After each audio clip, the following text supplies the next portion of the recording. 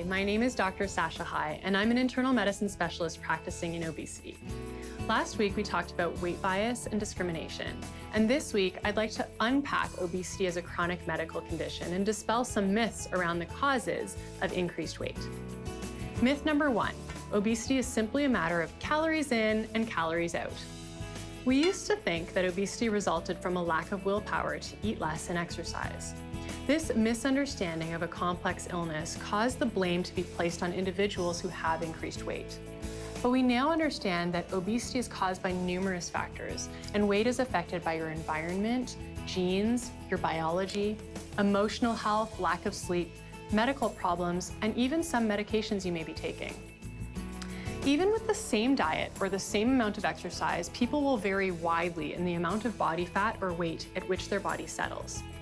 There is neurohormonal biology that controls appetite and energy balance.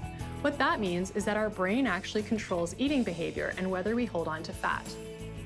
Due to the biology involved, many health organizations, including the Canadian Medical Association and the World Health Organization, have now recognized obesity as a chronic disease. And this is important because only with this acceptance will the medical community and society start putting more effort into research, prevention, and treatment of this condition. We consider it a chronic condition because the reality is most people will need to manage their weight their whole life. It's also progressive and relapsing.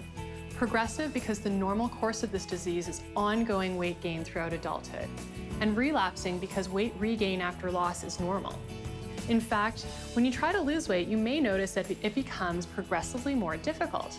That's because your body is fighting against you by triggering hormones to prevent you from losing that weight.